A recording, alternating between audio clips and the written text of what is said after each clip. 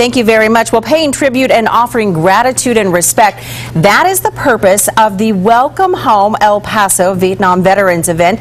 You might have seen the banner around town. Organizers say El Paso never had an official welcome home for veterans of the controversial war. Starting this month, a new effort to honor Vietnam veterans and their families.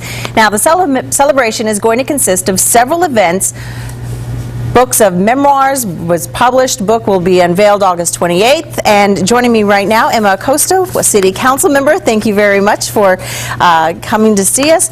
We're going to talk about that. Obviously, that's an issue that is very close to your heart.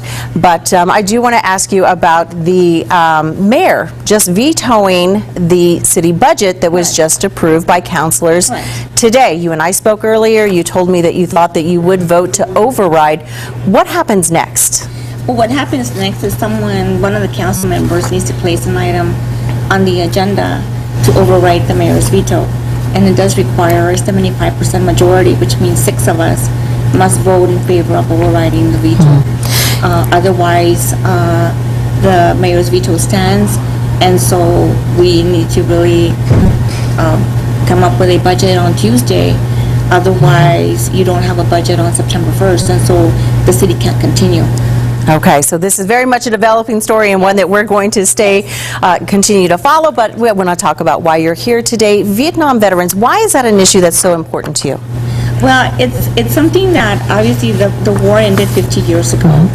And quite honestly, it all started with a friend of mine, Patty Olivas, who is now our co-chair and co-founder, and I having a conversation about how nothing had ever been done in El Paso. And it was very close. It was something that she experienced because she was an airline stewardess.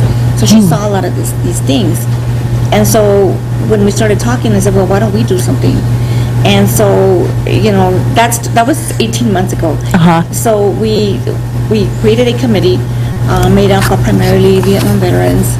And so we asked them, you know, what would it take to make up for the 50 years that we didn't welcome you home? What'd they say? And they came up with this whole list of what we wanted: banners on the street, we wanted a parade, we wanted dinner, we wanted a concert, we wanted a family event, and it was a long list, but I think it was reasonable requests. And some of those have actually come to fruition. We have the banners downtown. Yes, some of them have already come to fruition. And then we added some additional ones. We added a history museum exhibit, which is really something very memorable. We had over 100 Vietnam veterans there when we opened it. I encourage El Pasoans to go. And then obviously we uploaded stories and pictures of the Vietnam veterans on a digital wall.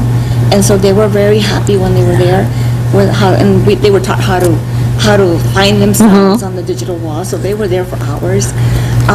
One of the ongoing projects that we have is something that I came up with some time ago, was writing the stories of the Vietnam veterans so that future generations will not forget what these men and women went through.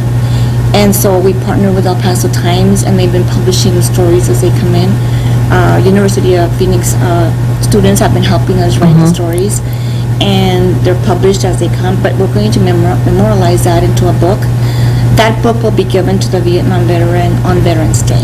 So we're still gathering stories. We have one big event that we're going to dinner on the 28th. The 28th starts off with a parade. We want to invite everybody on the 28th, 10 o'clock, downtown El Paso. It'll pass through San Jacinto Plaza, and it's in honor of the Vietnam veteran. And then we have a reception at the Coliseum from 12 to 2. And then from 2 to 5 we have the dinner, but we also have a pinning ceremony. We are partners with the Department of Defense, the commemoration of the Vietnam veteran. And so we have pins for every Vietnam veteran. Every Vietnam veteran will be pinned on that day. And then we have speakers, obviously, and then we have a concert, and we're going to have a dance.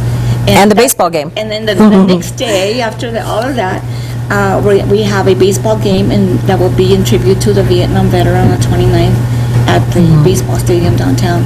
And so I think they're all happy. The 27th, we're also having a family carnival. It's a Saturday before the main event at the baseball stadium from 6 to 8.